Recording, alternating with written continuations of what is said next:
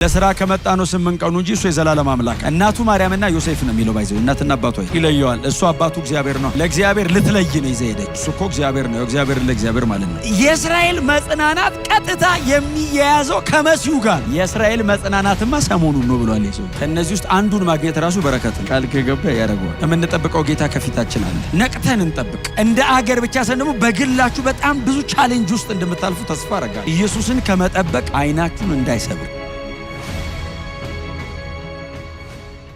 ምናልባት ይህንን ታሪክ የምታገኙት በዚህ በሉቃስ ወንጌል ላይ ብቻ ነው። በተለይ ከስምዖን ጋር የተያያዘውን ታሪክ የምታገኙት በዚህ በሉቃስ ወንጌል ምዕራፍ 2 ላይ ብቻ ነው። የዚህ ወንጌል ጸሐፊ የነበረው ወንድማችን ሉቃስ የጌታችን የኢየሱስ ክርስቶስን መወለድ ልክ እንደ ሌሎቹ ተመሳሳይ 2 ወንጌላት እንደ ማቴዎስና እንደ ማርቆስ ሁሉ ያነሳልናል። በተለየ አንግል ቢሆንም ከማቴዎስ ጋር ግን በጣም ተወራራሽ በሚመስል አይነት መንገድ የጌታ ኢየሱስ ክርስቶስን መወለድ ወንድማችን ሉቃስ ያነሳዋል። ከማቴዎስ ጋር በጣም ተወራራሽ ይመስላል። በእርግጥ ማርቆስ ይህን ያክል የተብራራ ነገር አይነግረንም። ኢየሱስ ተወለደ ብቻ ብሎ ነው የሚያልፈው። ማቴዎስና ሉቃስ ግን ማርያም ቤት ገብርኤል መምጣቱን፣ ከዛ ደግሞ የምስራች መስማቷን፣ ከዛ ብላቴናው ደግሞ በእሷ ዘንድ መጸነሱንና መወለዱን በደንብ ዘር አድርገው ነግረውናል። እና ጌታ ኢየሱስ ክርስቶስ የተወለደበት ሰሞን ነው። መወለድ ብቻ ሳይሆን ከተወለደ አንድ 8 ቀን አካባቢ ቆይቷል። ጌታ ኢየሱስ 8 ቀን አካባቢ ቆይቷል። ያው ሁሌ እናገራለሁ ለስራ ከመጣ ነው 8 ቀኑ እንጂ እሱ የዘላለም አምላክ አይደል። ማርያምና ዮሴፍ ቤት አይጀምርም ኢየሱስ። እሱን መቼስ ሮብ እየተማርን ስለሆነ ቆላሲያስን እሱ የዘላለም አምላክ ከቁጥር 21 አካባቢ ጀምራችሁ ስታነቡት እንደ ማንኛውም አይሁዳዊ ልማድ በቤቱ መካከል የተወለደ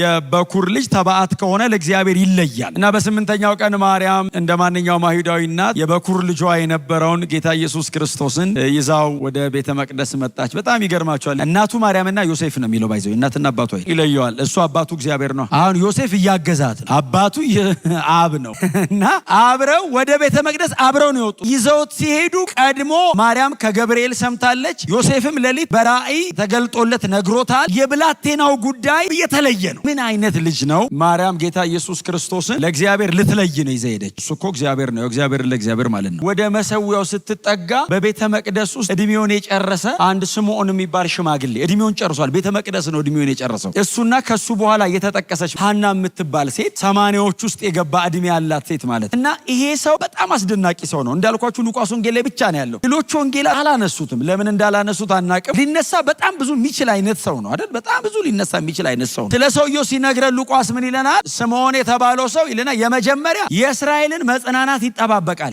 የእስራኤል መጽናናት ቀጥታ የሚያያዘው ከመሲሁ ጋር ነው። ከሌላ ነገር ጋር አያያዝም። እስራኤላዊን ሄደ ስለ መጽናናት ከጠየቀው በጦርነት ስለማሸነፍ አይነግርም። ስለ መሲያኒክ ነው መጽናናት። ስለዚህ ይሄ ሰውዬ የእስራኤልን መጽናናት ይጠባበቃል። መሲህ ይመጣል ብሎ እየተጠባበቀ የእስራኤል መጽናናትማ ሰሞኑን ነው ብሏል። ሰውዬ ሁልጊዜ የሚያየውን ነገር በሙሉ ከምትጠብቀው ነገር አንጻር ነው የምታየው። አሁን ኢየሱስ ይመጣል ብሎ የሚያስብ ሰው አኗኗሩ ያስታውቃል። ከሚጠብቀው አንጻር ነው የሚኖረው። እርግጥ ብሎ አይቀመጥም። የቤተ መቅደሱ ዋነኛ የእምነት መሪዎች ናቸው ኢየሱስን የሳቱት። ስለዚህ ሰውዬ በጥንቃቄ ነው የሚጠብቀው። ፈሪሳዊ መሆን ኢየሱስን እንድታገኘው አያረግም። ሰዱቃዊ ጸሐፍት መሆን ሕግን ማመሳከር እንድታገኘው አያረግም። ከስምዖን የተሻሉ ንጉሥ ሲፈልግ ቀርቶ የሚጠይቃቸው ኢቭን ሚስ አድርገውታል ኢየሱስ። ስለዚህ በጥንቃቄ ጠብቀዋል። ጻድቅ ነው፣ በጽድቅ ነው የሚኖረው። እንደ እግዚአብሔር ሕግ ነው የሚመላለሰው ማለት ነው። በእነሱ ዘመን ሕጉ ነው እጃቸው ላይ ያለው። ስለዚህ እንደ ሕጉ ነው የሚመላለሰው። ጻድቅ ነው። ሲያዩት ራይቸስ ነው ይሉታል። ይሄ ጻድቅ ነው። አታየውም? አካሄዱን ዓለምን የጠላ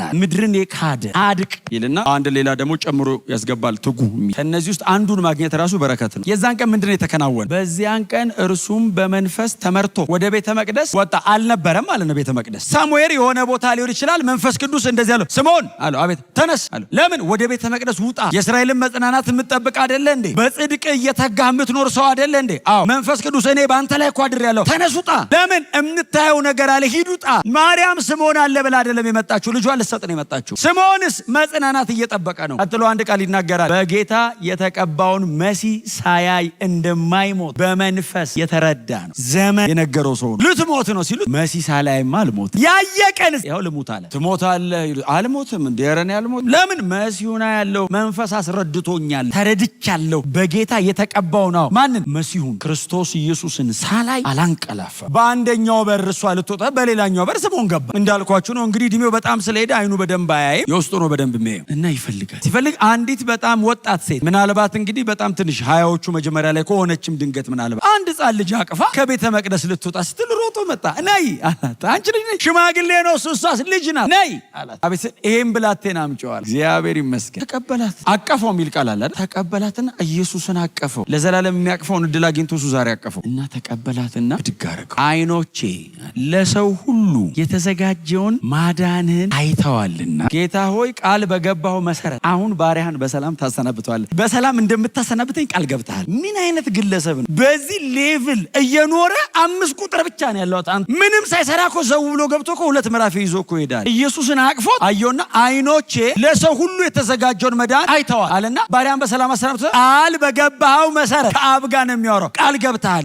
ልክ መሲሁን ሳቅፈው እንደምትወስደኝ አንተ ስንት ቃል እኮ ይገባል። ለስሙ ምንድነው ይገባለት? መሲሁን ሳታይ አትሞት ማለት ያየው ቀን በሰላም አሰናብተሃለሁ ብሎታል። የመጨረሻ ንግግሮቹን ተናገረ ኢየሱስ። የመጨረሻ ከዛ በኋላ ስምዖን የሚባል ሰው የለም። ያው ምንም ጥያቄ የለው። ቃል ገብቶ እግዚአብሔር ደግሞ ቃሉን አያጥፍም፣ ወስዶታል። እግዚአብሔር ቃል ከገባ ያደርገዋል። እንዴት አይነት ልጅ ነው ብላ ለማርያም መልሶ ሰጣት። ነገሩን በልቦ ያዘች የሚል ብዙ ቦታ አለ። ብዙ ነገር ነው በልቦ ያስያዛት። ኢየሱስ አይነት ልጅ ወልዳ እና ተቀብላ እንዴና ተገረሙ ይላል። እንዴት ያለ 8 ቀን ሕፃን እኮ ነው። እንዴት ያለ ብላቴና ነው። ሲያድግ ምንድን ነው የሚሆነው? ክሮስ ምናምን ገና ነው። ክሮስን ግን ነገራት። ኢየሱስ ሲሰቀል የምትሰቃየውን ሲቃይ ግን ነገራት። የብዙዎች የልብ ሐሳብ እንዲገለጥ ነው ብሎ የአንቺም ነፍስ ደግሞ በሰይፍ ይወጋል ማለት እኮ ልጇ ኢየሱስ ክርስቶስ መስቀል ላይ ሞተ። ፊት ለፊቱ ነበረች። በኢየሱስ ምክንያት ያለፈችው መንገድ የአባቱን ፈቃድ ብቻ ነው የሚያደርግ። የሚመርጠው መንገድ፣ የሚሄደው እርምጃ፣ የሚገባበት ክራውድ ገዳዮቹ መሃል ይቆማል። ሲመከርበት ትሰማለ። ነፍስ ከስጋ እያላቀቀ ነው የሚያውልህ። ነፍስሽ በሰይፍ ይወጋል አላት። ብዙ ጊዜ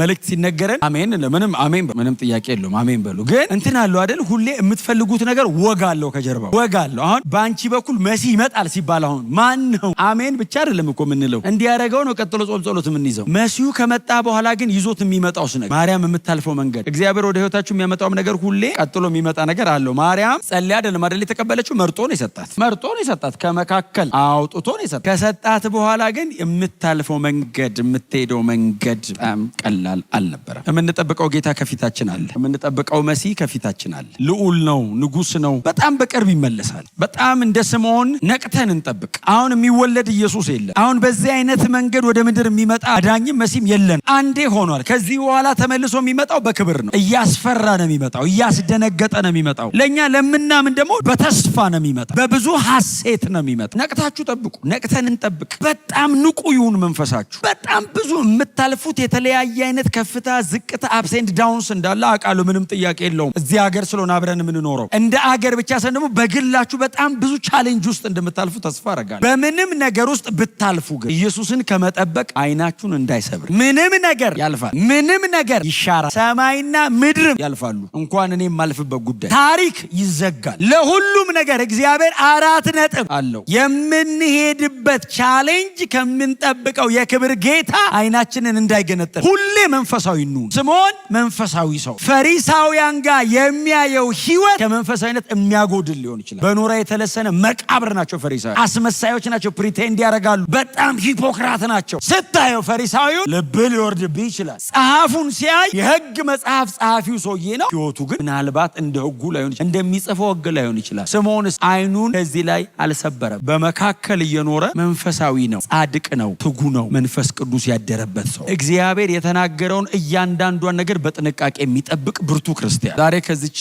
መልእክት ላይ ልተውላችሁ የምፈልገው ነገር ይሄንን ነው። ህይወታችሁ ላይ ያለ መስመር አታስነኩ። በወንጌል ምክንያት ያገኛችሁትን ህይወት ለምንም ነገር አታስነኩ። ምንም ቢቀርብን አይሻልም? ህይወት ከምናጣ። ህይወት ከመብል ይበልጣል፣ ሰውነትም ከልብስ ይበልጣል። በቃ የዘላለም ህይወት እናንተ ውስጥ አለ። አታስነኩ፣ አታስደፍሩ። ቦርደር ይኑረው ኖ ጽድቅ የሚነካስ ኖ ትጋትን የሚቀንስ ኖ ህይወት ይበልጣል። ክብር ለኢየሱስ ይሁን። በንቃት እንጠብቅ። እግዚአብሔር የሚልከውን ልጁን ኢየሱስ ክርስቶስን እንደ ስምዖን ፊት ለፊት እናገኘዋለን። የምናቅፈው ልጅ ሆኖ አይመጣም። የከበረ ንጉሥ ሆኖ ይመለሳል። የሰማነውን በልባችን ያቆይልን። ህይወት ቃል ያሰማልን። መንግስተ ሰማይ ያወርሰን።